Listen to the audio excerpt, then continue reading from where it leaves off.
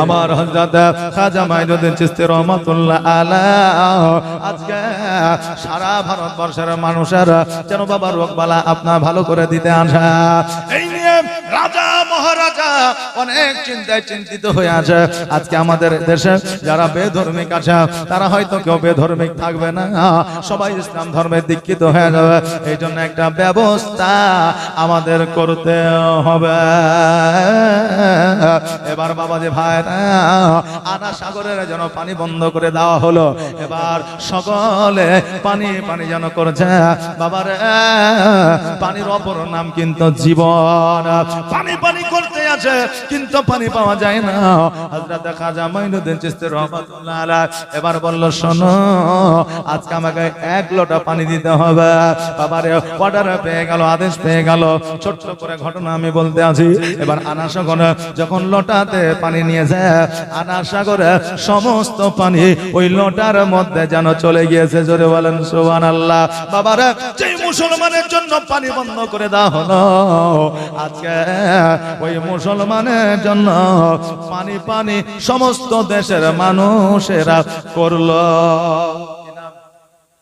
সাজু বাবা এই দেখেন 300 টাকা দান করেছে, জাযাকাল্লাহ মাশাআল্লাহ বারাকাল্লাহ। আজকেও এই ভারতবর্ষে আল্লাহর ওলি বাবা আরাম করতে আছে। আজকে মুসলমানের প্রতি যেভাবে জুলুম অত্যাচার শুরু হয়েছে, আজকে মুসলমানেরা ধৈর্য ধারণ করে আছে। কারণ আমার আল্লাহ তাবারাক তাআলা বলেছে, ইন্নাল্লাহা মা'আস সাবিরিন, ধৈর্য ধারণকারী যারা হয় আমি আল্লাহ তাদের সঙ্গে হয়ে যায়। জোরে বলেন সুবহানাল্লাহ। আজকে যারা মুসলমানদের দমন করার চেষ্টা করেছে, এরা যারা মুসলমানদের প্রতি অত্যাচার করছে, এমন একটা সময় আসবে গো মুসলমানরা তাদের প্রতি জুলুম করবে না, মুসলমানরা তাদেরকে পাকড়াও করবে না, মুসলমানরা তাদেরকে মারধর করবে না। আজকে যে তীরটা মুসলমানকে লক্ষ্য করে ছেড়েছে, ওই তীরটা মুসলমানদেরকে না লেগে তাদেরকে ঘুরে গিয়ে লাগবে। জোরে বলেন সুবহানাল্লাহ। বাবাজি ভাইরা, যুগে যুগে মুসলমানদের যারা ক্ষতি করতে চেয়েছে তাদেরই ক্ষতি হয়ে গেছে রে বাবা। আজকেও হয়তো সেইটা হবে, চিন্তার কিছু না। কারণ মুসলমানেরা কখনো চিন্তা করে না, একমাত্র আল্লাহর উপরে ভরসা তারা রাখে। জোরে বলেন সুবহানাল্লাহ। বাবাজি ভাইরা, আমার মায়েরা যখন দেখলো পানি আর পাওয়া যায় না, আনা সাগর শুকায় গেছে, বলে কি ব্যাপার, কি খবর? এই পানি তো শুকানো সম্ভব না। সমস্ত সৈন্যরা গিয়ে যখন বলল, পরবর্তীতে আমার খাজা মাইনুদ্দিন চিশতি রহমাতুল্লাহ আলাইহির কাছে ক্ষমা চাইল। তারপরে আবার ওই লোটার পানি আনা সাগরে আপনার দিয়ে দেওয়া হলো। সাগরের পানি যেন আবার প্রবাহিত শুরু হয়ে গেল।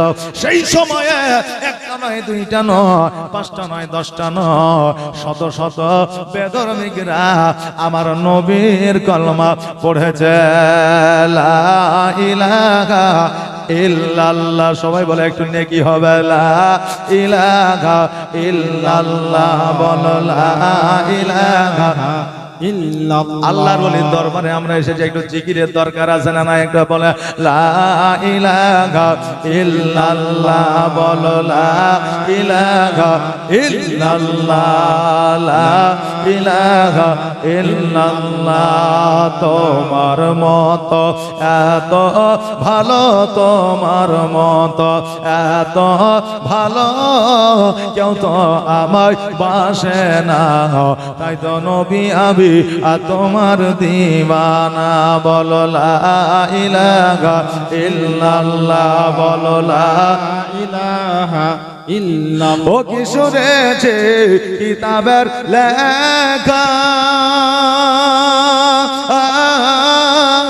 নবী ছাড়াই আমার জীবন ফাঁকা গো। ও কি শুনেছে কিতাবের লেখা, নবী ছাড়া আমার জীবন ফাঁকা গো। ও কি শুনেছে কিতাবের লেখা,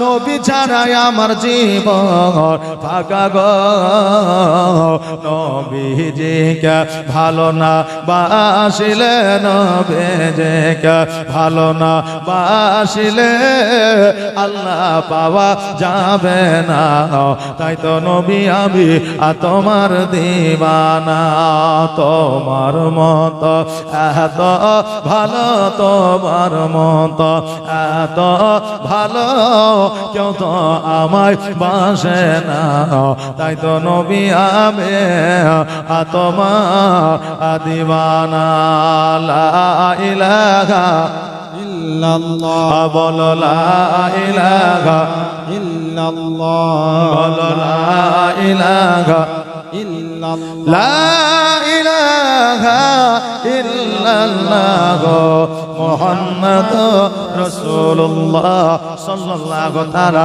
আলাইহি ওয়াসাল্লাম বাবাজি ভাইরা ওই খাজা মাইনুদ্দিন চিশতি রহমাতুল্লাহ আলাইহি মাজার ভাঙার জন্য একটা সময় আপনার বাদশা ঔরঙ্গজেব ভাঙার জন্য গিয়েছিল ইতিহাসে আমাদের জানা আছে জি জানা আছে ঔরঙ্গজেব খাজা মাইনুদ্দিন চিশতি রহমাতুল্লাহ আলাইহির মাজার ভাঙার জন্য গিয়েছিল আরে আল্লাহর ওলিদের যারা বিরোধিতা করে তারা পারিলে আল্লাহর ওলিদের মাজার আজকে ভারতবর্ষে রাখতো না কিন্তু আল্লাহ ওলিদেরকে তো পাওয়ার দিয়েছে তাদের ক্ষমতা হয় না যে আল্লাহর ওলিদের মাজারে হাত দেবে এই ক্ষমতা বাবা তাদের হয় না কেননা কতজন আল্লাহর ওলির মাজার ভাঙার জন্য গেছে তাদের সন্তান চলে গেছে তাদের বংশ ধ্বংস হয়ে গেছে তারা পাগল হয়ে গেছে সাপে তাদের দংশন করেছে এই জন্য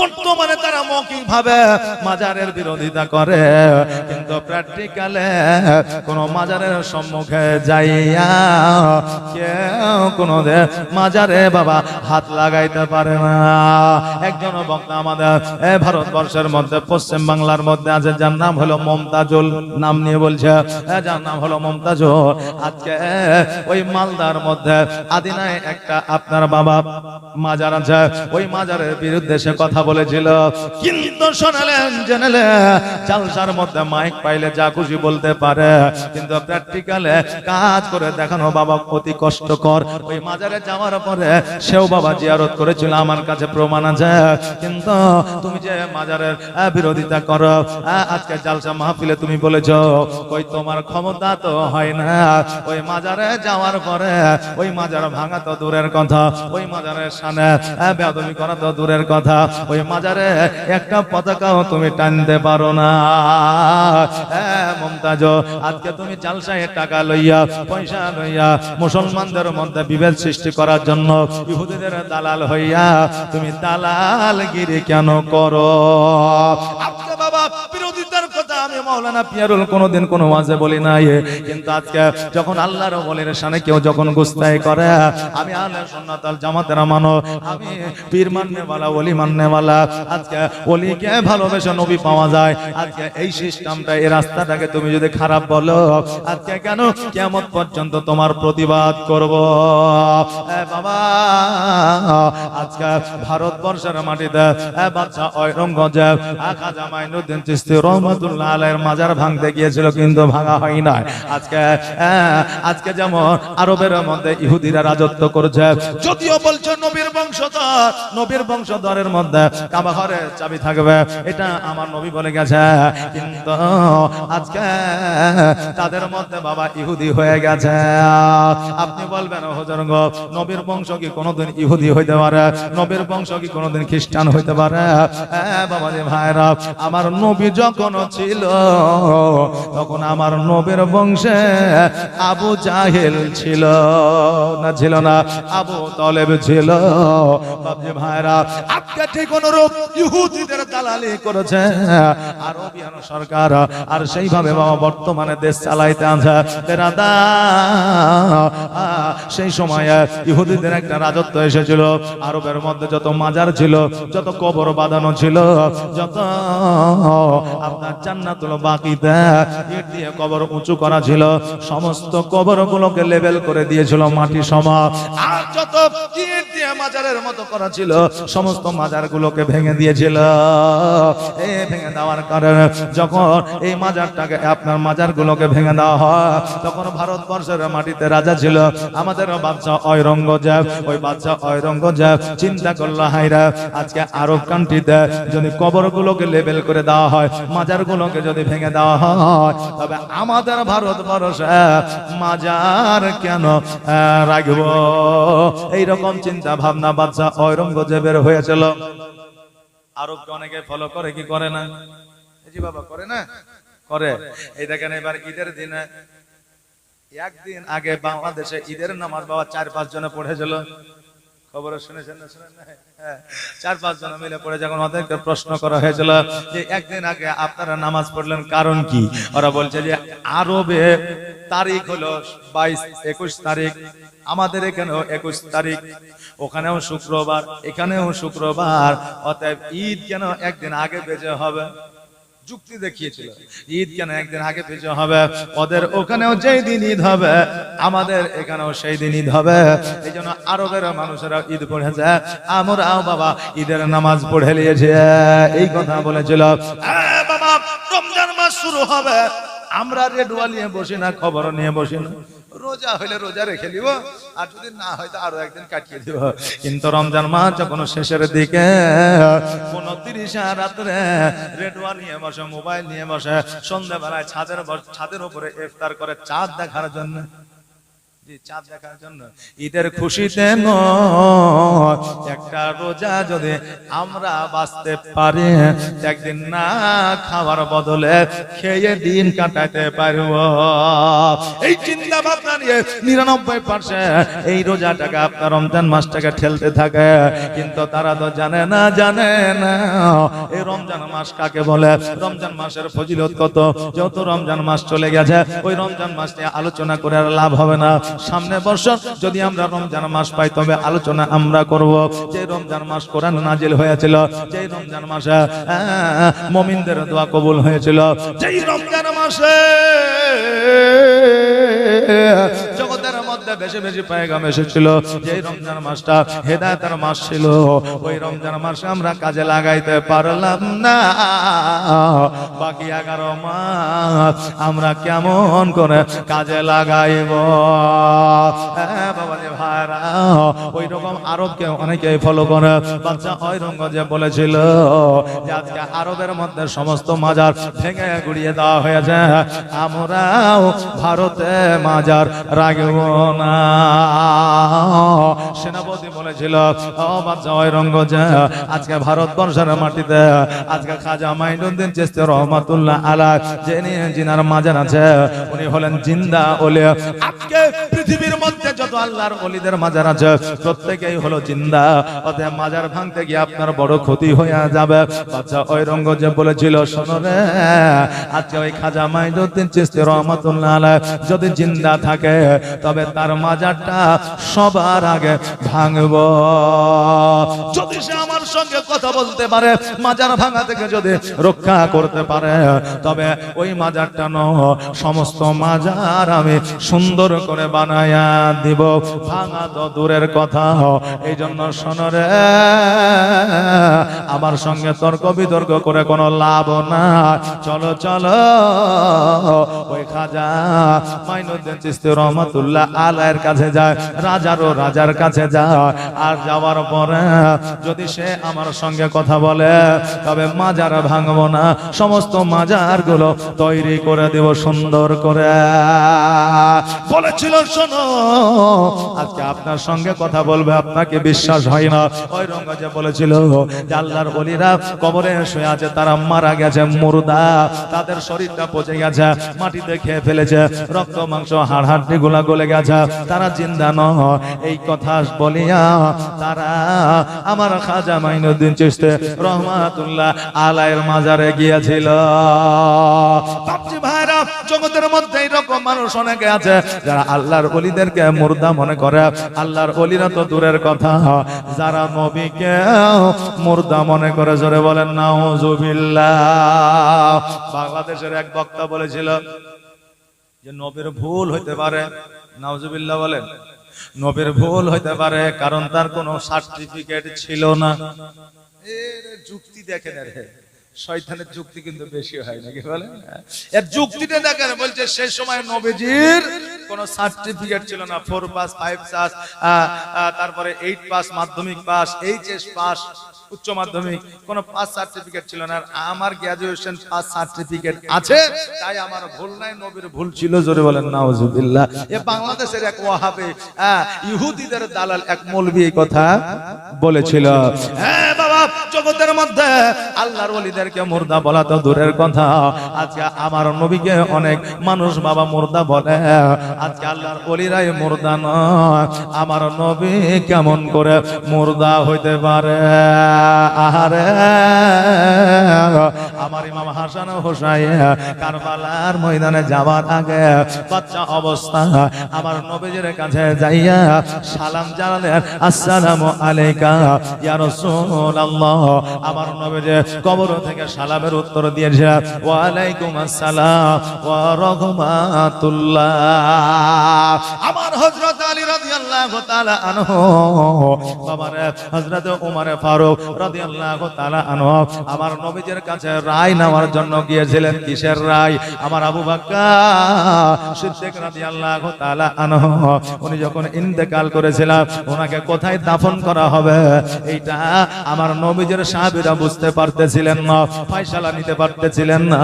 এবার ওমর আর আলী বললেন, নবীজির কাছে চলো। আচ্ছা, নবী তো আড়াল হয়ে গিয়েছিলেন, নবী যদি মুর্দা হইতেন, নবী যদি কথা না বলতে পারতেন, তবে কি ওনারা নবীর কাছে যাইতেন? বড় বড় রাবীরা বর্ণনা করেছেন, আমার হযরত আলী হযরত ওমর ফারুক রাদিয়াল্লাহু তাআলা আমার নবীজির কাছে গিয়েছিল, আর যাওয়ার পরে রওজা মুবারকে সালাম দিয়েছিল, আর বলেছিল, নবী গো, যে সর্বদা আপনার কাছে কাছে ছিল, যে সর্বদা আপনাকে সহযোগিতা করেছিল, যে সর্বদা ইসলাম প্রচার ও প্রসারে আপনার সঙ্গে ছিল, আজকে ওই আবু বকর ইন্তেকাল করেছে, নবী গো, আজকে কোথায় তিনার দাফনের ব্যবস্থা করব? নবী আমার রওজা থেকে বলে দিয়েছিল, ওমর রে, আজকে হযরত আবু বকর সর্বদা 63 বছর জীবনে আমি আবু বকরকে কাছে কাছে পেয়েছিলাম, আজকে আমার কাছে তাকে দাফন করে দাও, আমি কিয়ামত পর্যন্ত আমি আবু বকরকে পাশে নিয়ে থাকব। বাবাজি ভাইরা, এখনো সোনার মদিনা আবু বকর আর আমার নবীজি এই উম্মতের চিন্তা ভাবনা করে, জোরে বলেন সুবহানাল্লাহ। আমার মদিনায় নিবানি দয়ার নবীজি, আমার মদিনায় নিবানি। মদিনায় যেতে চান কি চান না? বলেন, মদিনায় যেতে চান কি চান না? মদিনা যাওয়া আশা এমন কোন মানুষ আছে যার না? আমরা সকলে মদিনায় যেতে যাই, সকলে বলেন ইনশাআল্লাহ। তবে ফটো তোলার জন্য নয়, হাজরে আসওয়াদের পাথরে চুম্বন দেওয়ার জন্য নাকি, ফটোশুট করার জন্য নয়, রিলস বানানোর জন্য নয়, শর্ট ভিডিও বানানোর জন্য নয়, আজকে নবীর রওজাতে চুম্বন করার জন্য। একবার আওয়াজ দিয়ে বলেন ইনশাআল্লাহ। এখন উমরাতে যাওয়া খুব সহজ হয়ে গেছে, মানুষের টাকা কিন্তু বাবা অনেক মানুষ রোজগার করতে শিখেছে, উমরায় চলে যাচ্ছে, আর বুঝলেন বড় বড় মোবাইল লইয়া ওই মোবাইলের টানটি লাগাইয়া বলছে, দেখেন জান্নাতুল বাকিতে আছে, এই দেখেন এখন নবীর রওজাতে আছে, এই দেখেন এখন 7 পাক দিতে আছে, এই দেখেন এখন খাবার খাইতে আছে, এই দেখেন এখন ইফতার করতে আছে। এই বাপরে মোবাইল লইয়া। আমি বলি, বাবা রে, তুমি যে সারাদিন মোবাইল ঘুরাইলে, বলো তুমি কখন ঘুরিলে? হ্যাঁ, তুমি কখন ঘুরলে? আজকে আমাদের আপডেট হজ হয়ে গেছে। আমার হজের আগে মোবাইলকে হজ করাই, জোরে বলেন নাউজুবিল্লাহ। তবে বাবা মদিনায় যাব মোবাইলে ছবি তোলার জন্য নয়, মদিনায় যাব রিলস বানানোর জন্য নয়। আজকে মদিনায় যাব নবীজির রওজা চুম্বন করার জন্য, জীবনের গুনাহ খাতা ছড়ায়া ফেলানোর জন্য। জোরে বলে সুবহানাল্লাহ। আর আমার মদিনায় নিবানি দয়ার নবীজি, আমার মদিনায় নিবানি নবী, আমার মদিনায় নিবানে নবীজি। আমার পাগল বানায়া আজ মদিনায় লুকায়া, আমার পাগল বানায়া আজ মদিনায় লুকায়া, অন্তরেতে অন্তরেতে মদিনার পরাণী নবী, অন্তরেতে মদিনার পরাণে দয়ার নবীজি, আমার মদিনায় নিবানি তুমি, আমার মদিনায় নিবানি দয়ার নবীজি, তুমি আমার মদিনায় নিবানি দয়ার নবীজি, আমার মদিনায়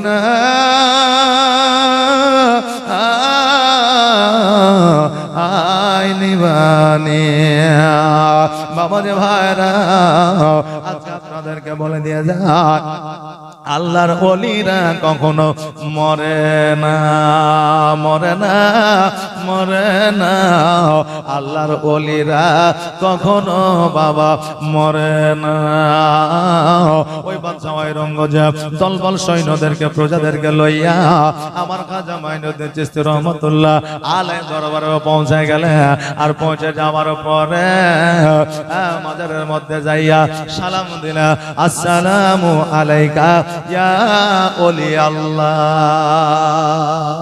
মাজারের পাশে দিয়ে গেলে সালাম দে, কবরস্থানের পাশে দিয়ে গেলে সালাম দে, আর যখন হাজিরের সামনে দিয়া যায় তখনও সালাম দে, আর যখন আলেমের সামনে দিয়া যায় তখন মুখ খানাকে বন্ধ করে থাকে। কারণ ওর 5,000 টাকা বেতন, আমার 35,000 টাকা বেতন। আগে ও সালাম দিবে, আমি সালাম নিব। আমি আগে সালাম দিলে আমার বেইজ্জতি হবে। এরকম অনেকে মনে করে মৌলবি সালাম দেয় আগে, আমি দিব কেন রে, আমি তো হাজি মানুষ, 4 লাখ টাকা হজ করেছি, খরচা করে চারদিখানে ব্যাপার নাকি? ও আগে সালাম দিবে, আমি নিব, কিন্তু আমি সালাম দিব না। এরকম কোন ইতিহাস আছে নাকি যে আগে সালাম দিবে? আচ্ছা, আগে সালাম দিতে হবে, না দিলে মান সম্মান ইজ্জতের হানি হবে, এরকম আছে নাকি কোন ইতিহাসে? না, আগে যে সালাম দিবে সে বেশি নেকি পাবে। জোরে বলেন সুবহানাল্লাহ। আমারে আমরা মুসলমানের ঘরের সন্তান, মাজারে সালাম দিতে জানি না, কবরস্থানে সালাম দিতে জানি না, কিন্তু বেধর্মিকের মতো আমরা এই ঠোঁটে চোখে আর বুকে হাত লাগাইতে জানি। একটা হিন্দু যখন মন্দিরের পাশে দিয়ে যায় তখন কি বলে? এমনি করে না? দেখেছেন তো না দেখেননি? আমি দেখেছি, আপনারা দেখবেন না তাই হয়। আর একজন মুসলমান ঘরের যুবক যুবতী যখন টিউশনিতে যায় সকালবেলায়, দেখবেন অনেক জায়গায় রাস্তার ধারে কবরস্থান থাকে, ওরা ওই কবরস্থানে সালাম দেয় না, ওরাও বেধর্মিকের মতো কবর দেখিয়া হিন্দুদের মতো নমস্কার করে। এই যে অনেক আছে করে কি করে না, মাজার দেখলে নমস্কার করে, এইটা মানে নমস্কার হিন্দুদের, জৈনদের, খ্রিস্টানদের। আচ্ছা, আমরা মুসলমান, আমরা কেন ওই রকম করব? আমাদের জন্য আমাদের নবী সালাম দিয়েছে। মাজার দেখলে সালাম দাও, আসসালামু আলাইকা ইয়া ওলি আল্লাহ। কবর দেখলে সালাম দাও, আসসালামু আলাইকা ইয়া আহলাল কুবুর। আর মানুষ দেখলে সালাম দাও, আসসালামু আলাইকা ওয়া রাহমাতুল্লাহ। জোরে বলেন সুবহানাল্লাহ। কথা বুঝতে পেরেছেন আমার? বুঝতে পেরেছেন? মাজার দেখলে কি বলে সালাম দিবেন? জি বলে কি বলে সালাম দিবেন? আচ্ছা, কমসে কম এটা তো শিখা যান না, শিখবেন না? জি কমসে কম এইটা শিখা যান। মাজার দেখলে সালাম দেবেন, আসসালামু আলাইকা ইয়া ওলি আল্লাহ। কি বললাম? কি বললাম? আচ্ছা আওয়াজ দিয়ে বলেন না। আচ্ছা শিখার কোনো লজ্জা আছে যে? শিখতে গেলে লজ্জা করলে হবে? হ্যাঁ, এখন এই রেশনে যদি বলা হয় যে 4 প্যাকেট আটা দিছিল, এখন থেকে 11 প্যাকেট দিবে, এখনই যে লাইন দিবে, লজ্জার কিছু নাই, ওখানে লজ্জা নাই। আর ইসলামিক কিছু কালচার শিখতে গেলে লজ্জার কি আছে? আচ্ছা আওয়াজ দিয়ে বলেন তো, আসসালামু আলাইকা ইয়া ওলি আল্লাহ। সুবহানাল্লাহ। এইটুকু শিখা কাজে দিবে। সুবহানাল্লাহ। যখন কবরস্থানে যাবেন তখন বলবেন আসসালামু আলাইকা ইয়া আহলাল কুবুর। মানুষ যখন দেখবেন সালাম দিবা আসসালামু আলাইকুম ওয়া রাহমাতুল্লাহ, আর উত্তরে বলবে ওয়া আলাইকুম আসসালাম ওয়া রাহমাতুল্লাহ। এখন বাবা আপনার আপডেটে সালাম হয়েছে খুব দ্রুত, সালাম আলাইকুম, জি সালাম আলাইকুম, তখন ও আবার স্পেশাল করে কেরাত করে যে আলাইকুম সালাম, স্পেশাল কেরাত। সুবহানাল্লাহ। আসসালামু আলাইকুম ওয়া রাহমাতুল্লাহি ওয়া বারাকাতুহু। জি, আর ওয়া আলাইকুম আসসালাম ওয়া রাহমাতুল্লাহি ওয়া বারাকাতুহু। হ্যাঁ বাবা, হযরত খাজা মাইনুদ্দিন চিশতি রাহমাতুল্লাহ আলাইহির মাজারে যাওয়ার পরে বা জয়রঙ্গজে বললেন আসসালামু আলাইকা ইয়া ওলি আল্লাহ। আমার খাজা মাইনুদ্দিন চিশতি রাহমাতুল্লাহ আলাইহি সালামের জবাব দিলেন না। কিন্তু এই জায়গায় একটা কথা ছিল, যদি খাজা মাইনুদ্দিন চিশতি রাহমাতুল্লাহ আলাইহি যদি জবাব না দেয় মাজার ভেঙে দেব। বা জয়রঙ্গজে রেগে গেল, এবার চিন্তা করলো মাজার ভেঙে দেব। এবার বলল হয়তো উনি বিশ্রাম নিচ্ছেন, হয়তো এখানে নাই, কোথাও গেছেন। আরো একবার সালাম দেয়, আবার সালাম দিলেন আসসালামু আলাইকা ইয়া ওলি আল্লাহ। সালামের কোনো উত্তর আসলো না। এবার বলল বাদশা ঔরঙ্গজেব, আমি শেষবারের মতো সালাম দিব, আর যদি সালামের উত্তর না পায় আমি এখনই অর্ডার দিয়ে দেব মাজার ভেঙে দেবে। আর যদি উত্তর দিয়ে দেয় আমি মাজার ভাঙবো না, চলে যাব। তৃতীয়বারের বেলা সালাম দিলেন আসসালামু আলাইকা ইয়া ওলি আল্লাহ। আর ওই মাজার থেকে সালামের উত্তরখানা আসলো ওয়া আলাইকুম আসসালাম ওয়া রাহমাতুল্লাহ। জোরে বলেন সুবহানাল্লাহ। বাদশা ঔরঙ্গজেব সঙ্গে সঙ্গে হাঁটু গেড়ে বসে গেল। বসে যাওয়ার পরে বলে হুজুর গো, আমার মনে একটা চিন্তা ধারণা ভুল ছিল। আল্লাহর ওলিরা মারা যায়, জগতের মধ্যে থাকে না, আড়াল হয়ে গেলে তাদের রক্ত মাংসগুলো মাটিতে খেয়ে ফেলে। আমার চিন্তা ভাবনা এটা ছিল, তবে হুজুর আমি একবার নয় দুইবার সালাম দিলাম, তিনবারের বেলায় উত্তর পাইলাম, কারণটা বুঝলাম না। আমার খাজা মাইনুদ্দিন চিশতি রাহমাতুল্লাহ আলাইহি বলে, শোনো রে, তুমি যখন একবার দুইবার সালাম দিয়েছিলে তখন আমি এই জায়গায় ছিলাম না, আমি ছিলাম সোনার মদিনায়। ও মাঝি রে আমার নিয়ে চল মদিনা, আমার নিয়ে চল মদিনা। মদিনার মাটিতে মরুর বালিতে আছেন মোর নবীজি, ওই ঠিকানা আমার নিয়ে চল মদিনা। ও মাঝি রে আমার নিয়ে চল মদিনা। আমার খাজা মাইনুদ্দিন চিশতি রাহমাতুল্লাহ আলাইহি বলে, বাদশা ঔরঙ্গজেব তুমি যখন আমাকে ডাক দিতেছিলে তখন আমি ছিলাম সোনার মদিনা, আমার নবীর সঙ্গে কথা বলতেছিলাম। বাবাজি ভাইরা, ওই বাদশা ঔরঙ্গজেব বাইরে আসার পরে এবার বাবা মিস্ত্রি ডাকলে আর বাবা কর্মচারী ডাকলে। ডাকার পরে আমার খাজা মাইনুদ্দিন চিশতি রাহমাতুল্লাহ আলাইহি যেই মাজার ছিল ওর চাইতে সুন্দর করে মাজার বানায় দিলেন।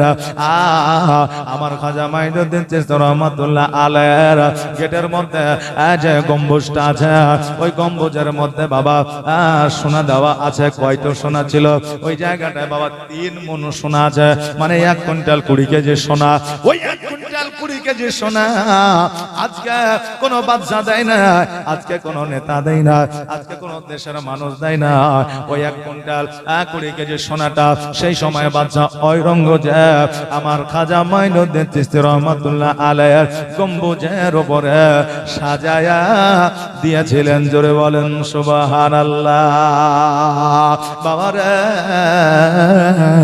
আজকে যারা কোরআনকে মিটিয়ে দিতে চেয়েছিল তারা মুসলমান হয়ে গেছে, আজকে যারা মাজারকে মিটিয়ে দিতে চেয়েছিল তারা মুসলমান হয়ে গেছে, যারা মুসলমানদেরকে মিটিয়ে দিতে চেয়েছিল তারা নবীর কালেমা পড়েছে, যারা আমার নবী মুস্তাফা সাল্লাল্লাহু তাআলা আলাইহি ওয়াসাল্লামকে পাথর মেরেছিল তারাই পুনরায় আমার নবীর হাতে হাত দেয়া কালেমা পড়েছিল। জোরে বলেন সুবহানাল্লাহ। যেই বাদশা ঔরঙ্গজেব খাজা মাইনুদ্দিন চিশতি রহমাতুল্লাহ আলাইহি মাজার ভাঙতে গিয়ে মাজার বানায় দিয়েছিল, 1 কুইন্টাল 20 কেজি স্বর্ণ দিয়েছিল। আজকে ওই বাদশা ঔরঙ্গজেব ওই আমার খাজা মাইনুদ্দিন চিশতি রহমাতুল্লাহ আলাইহি দরবার থেকে বাড়ি ফিরে আসিয়া রাজ দরবারে ফিরে আসিয়া আমার আল্লাহর এত নৈকট্য লাভ করেছিল, এত ইবাদত বান্দেগি করেছিল, তাকে জিন্দা ওলি বলা হতো। জোরে বলেন সুবহানাল্লাহ। ওই বাদশা ঔরঙ্গজেব আল্লাহ তাবারক তাআলা নৈকট্য লাভ করেছিল আর তিনিও আল্লাহর ওলি হয়ে গিয়েছিলেন। জোরে বলেন সুবহানাল্লাহ। বাজে ভাইরা বাদশা ঔরঙ্গজেব আল্লাহর ওলির মাজার বানিয়ে দিয়েছিল, 1 কুইন্টাল 20 কেজি স্বর্ণ দিয়েছিল।